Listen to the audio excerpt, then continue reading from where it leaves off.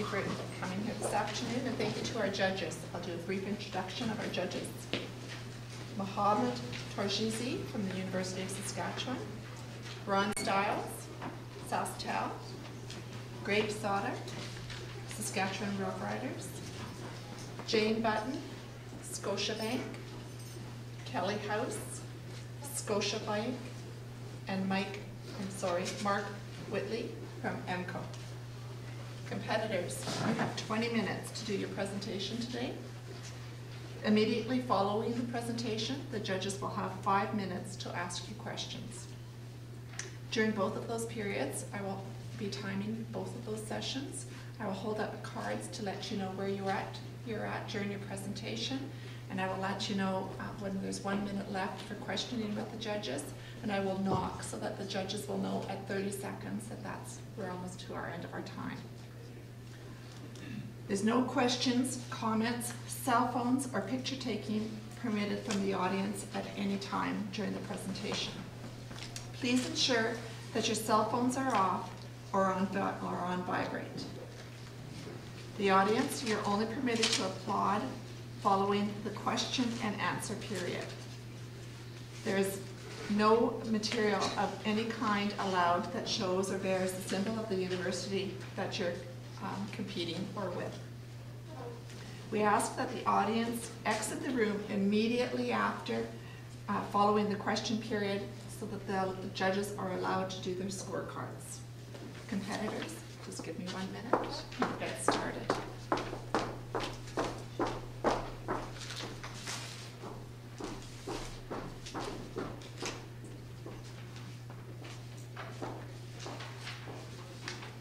Confirming that your team B. Yes.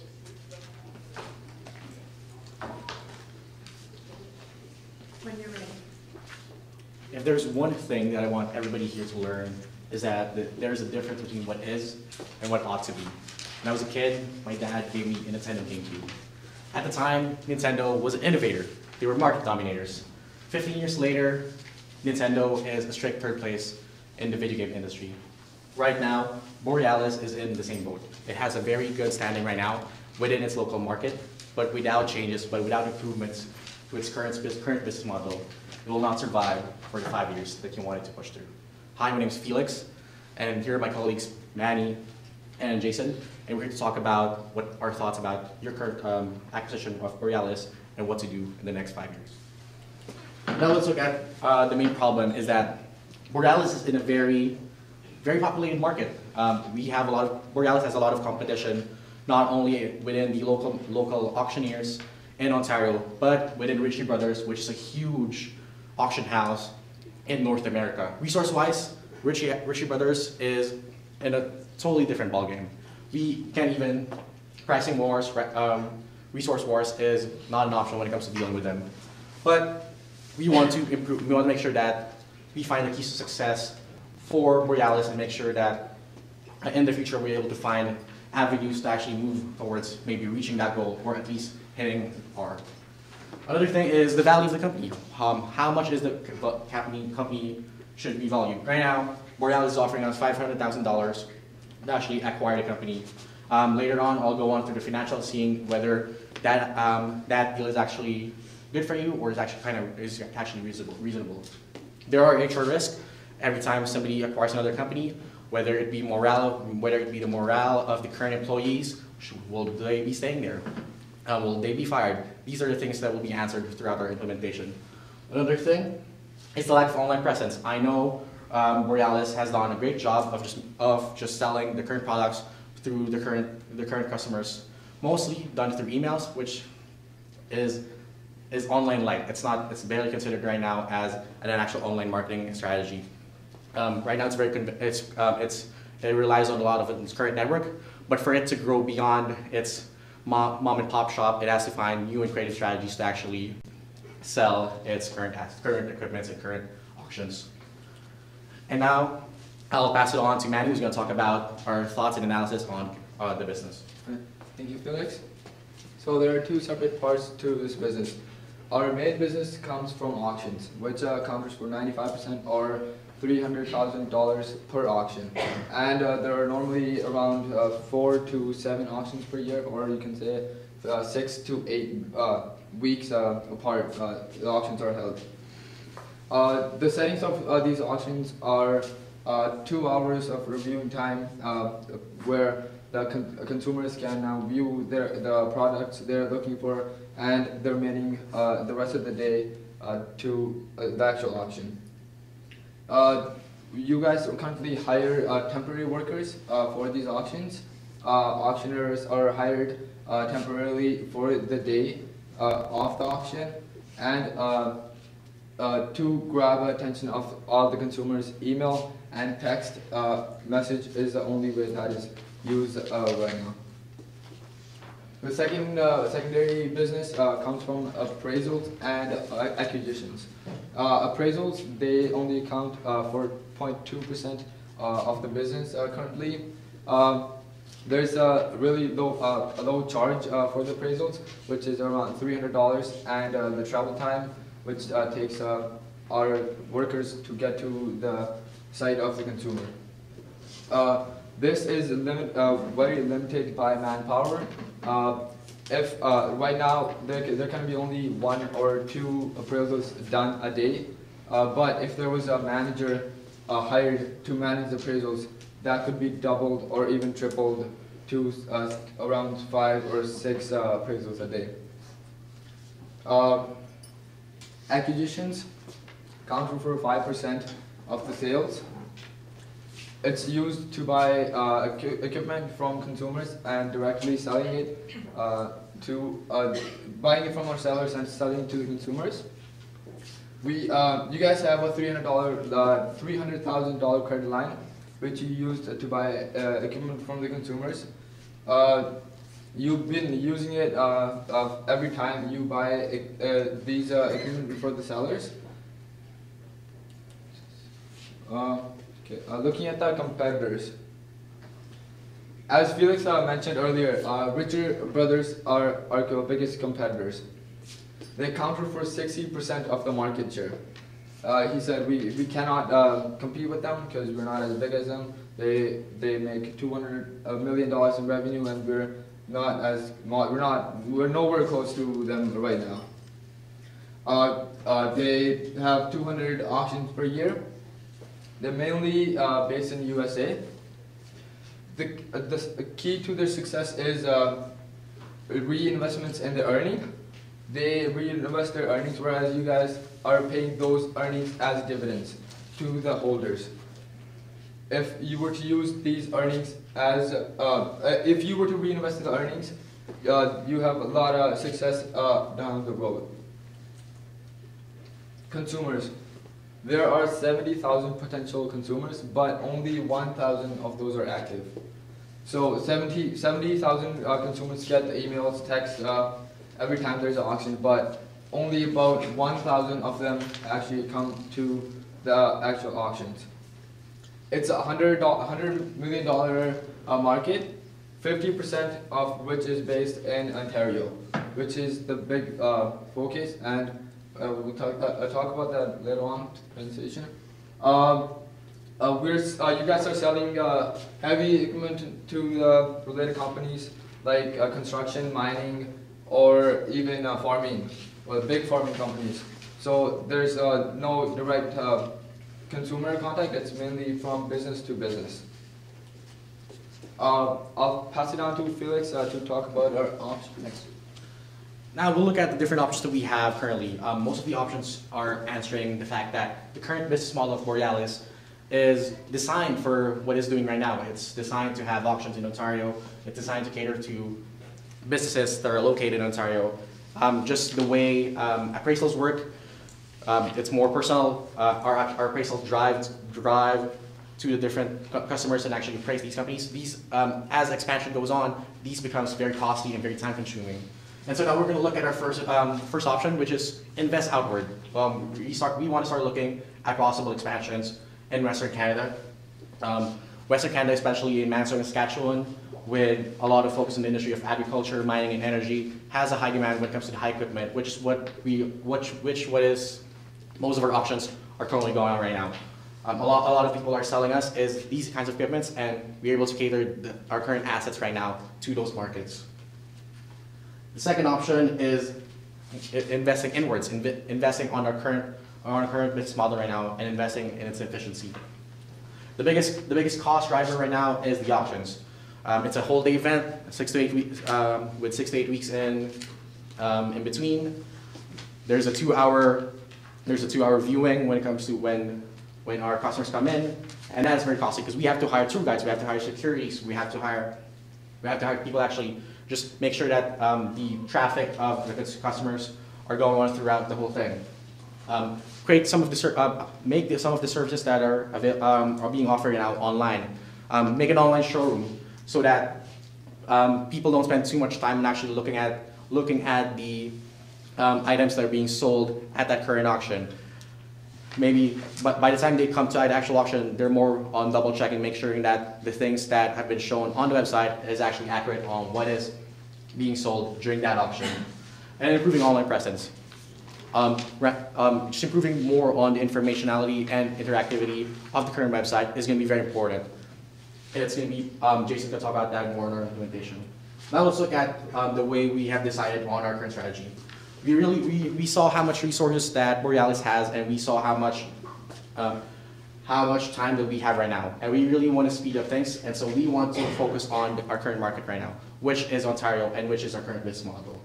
A biggest driver is cost efficiency. Our business is currently making around 80 to 70 grand a year, and with the Western expansion, even with our line of credit of 300,000, it would be very risky for us to make moves to Western Canada. Market growth, we see it as around the same range. With our more investment on online presence and online sales and online information, we're able to match up how much we're able to actually get sales from Western Canada from us staying in Ontario. Another thing is customer satisfaction. We have done a really good job. We have known to provide full service when it comes to auctions here in Ontario, and just knowing that current market, knowing what customers in Ontario like, knowing what the business in Ontario demand from us, we're able to provide great service, and there will be less of a learning curve with that. And now I'll give a quick talk about the company valuation. With the information that has presented us today, with the numbers that have given us the forecast of Borealis for the next 3 years, we created a short cash flow valuation of Borealis using the high point of cost of debt. We use that as our discount rate for the next 5 years of cash flow. In your appendix, you'll see the actual numbers of how much cash flow we're expecting every year past the 3 years forecast. A 4% growth rate.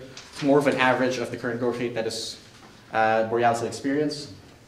And so we think that the $500,000 offer of Borealis is very reasonable, considering their current cash flow and also the current assets that they hold right now. And now I'll pass it on to Jason, who's going to talk about how we're actually going to implement this whole thing. So, as you can see from this really simple Gantt chart we provide for the implementation plan, the key measure we're taking is R&D, and that also marks the middle point of our first year of the operation. So before the R&D was complete, which is first 6 months, we're going to focus on not only developing our website, but also mitigating the immediate risks, which is HR problem and also the existing customers, their trust. So those have been mentioned in our analysis. Those are our major concerns at the beginning of this purchase. And after the R&D is complete, in the next 6 months, we're going to focus on apply our website, how to fully use it to actually promote our marketing and also to improve our current processes. And as I mentioned, the first biggest risk we have is the existing customer. So we know the purchase has been done, the company has been sold, the existing customers will be, their first reaction is fear. what's going to happen next? And that's what we want to communicate with our customer in this period. It's actually a great opportunity for us to actually send out the survey emails to talk to the customers. 70,000 customers on list right now. Only 1,000 are active. Why is only 1,000? Because email is only a one direction. It's not interactive. It's only one direction communication. We need to provide a platform for customers to give us feedback. So survey is the best way to get the customers to give us some feedback in the early stage. And that also helps us to identify the other problems might exist in the current business.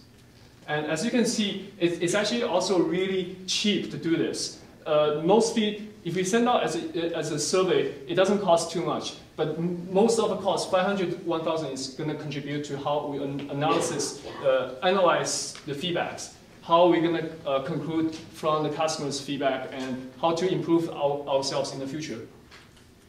And the second part is HR morale. And one of the biggest problems as an employee at this point is they feel the sense of uncertainty. They don't know what's going to happen to them next. And we don't want them to feel that way. So in this case, HR morale, I put up to the first 2 months implementation because we want to do something to make our employee feel happy. And that also consists, how we're going to renew our contract. And another biggest incentive providing to our employees is to provide the training. So once the employee got training, they feel like, oh, maybe I'm going to stay because the company is spending money on me. And technology development. So that's my specialty here. So SEO is one of the concerns current companies is having. They're thinking about hiring the intern to do this job. And the biggest problem the company has is they don't know what SEO is going to work. It's actually really simple. You only need one person who knows the IT to do this job. And it can be done really cheap. It depends on how complicated you want it to be.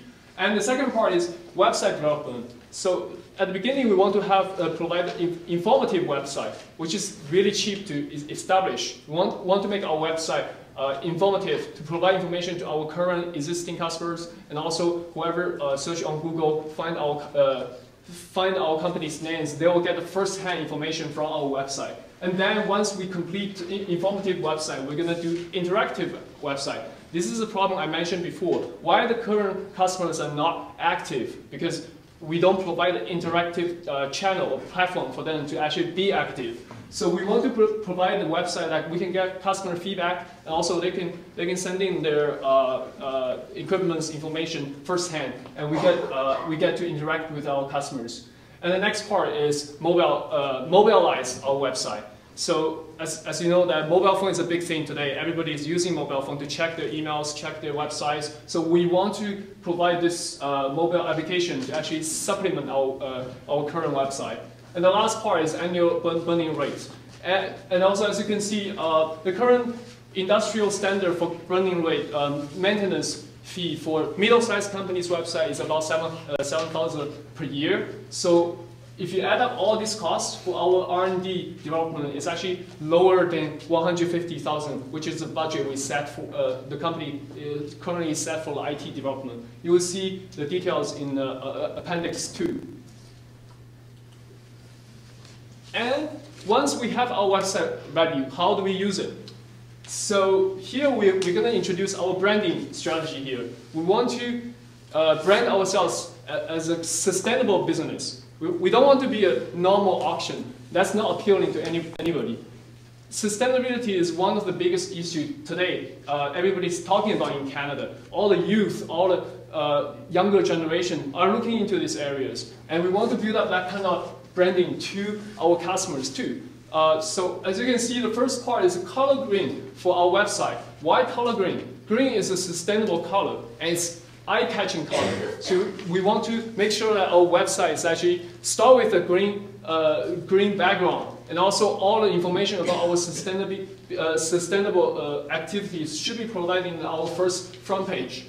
And also, I introduced the sustainable activities. So how can we actually make activities happen in our current auction? We want to bring in our youth to our auctions.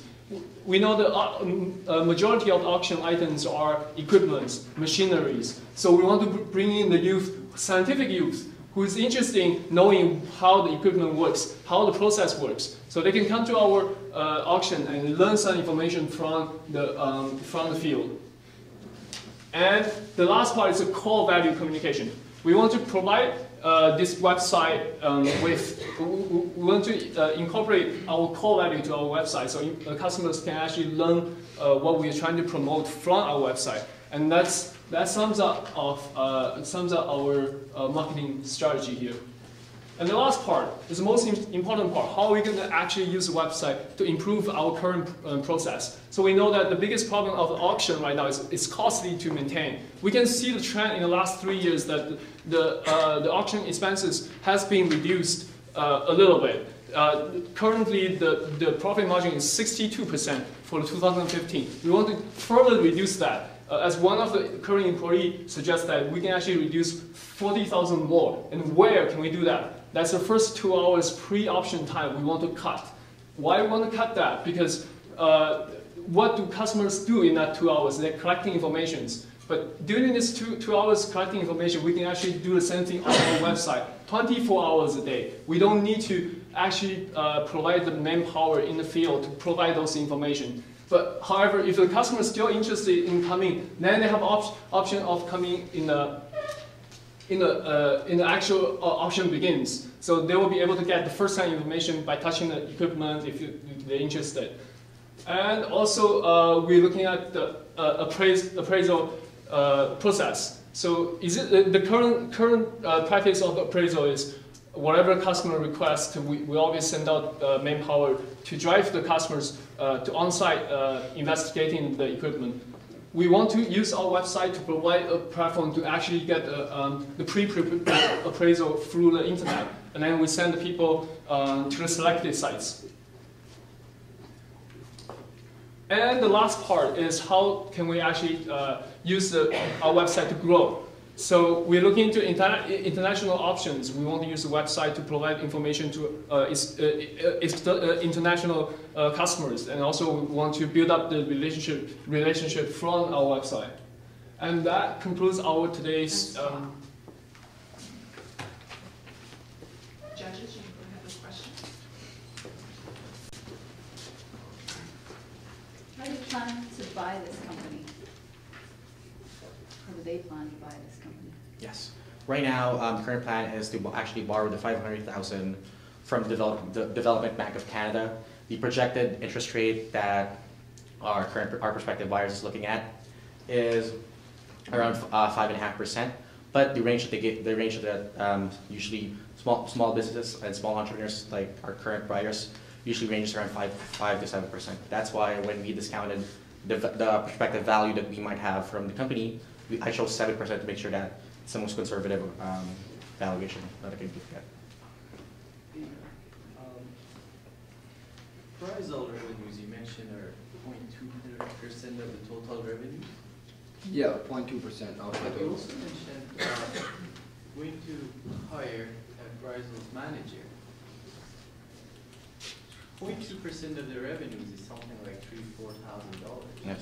Yeah, 4,000, 4,500 exactly. So how do you justify hiring an appraisals manager? 0.2% is existing revenue percentage, but what we see here is the potential. So as the information research we've done, we have already concluded that once you have a one manager, your line of the appraisal is actually going to increase three times more, and we're going to be able to implement our website. Another benefit that comes from appraisal is that we get more business from appraisals. Usually when people appraise equipment with us, they also sell their equipment through our auctions. So it might not result into immediate revenue, but it does improve our bottom line at the end.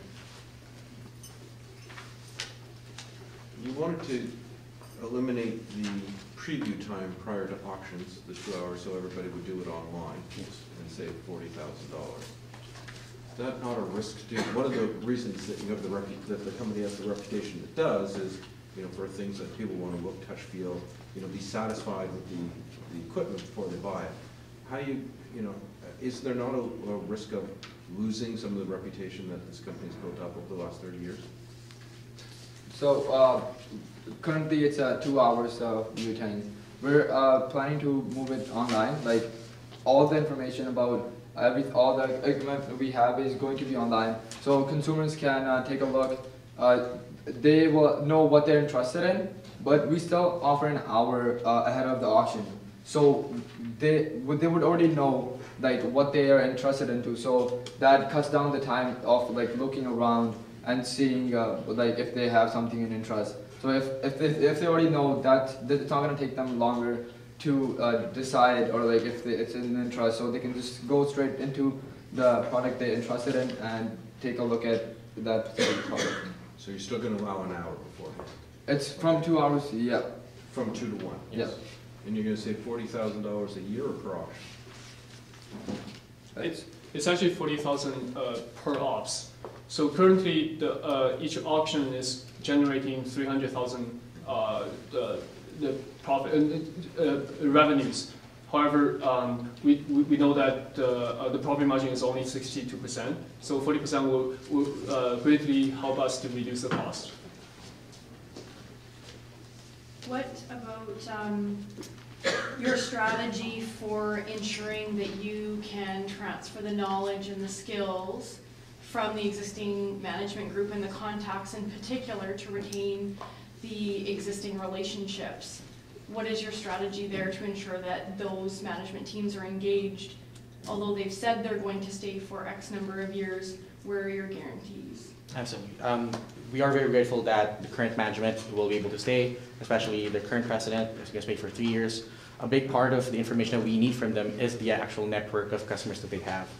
The actual business process, the actual customer service, that can be learned very quickly, but actually getting to know the actual customers that are in Ontario that we need to know for the company to grow, that's the more information that we want to focus on before they leave.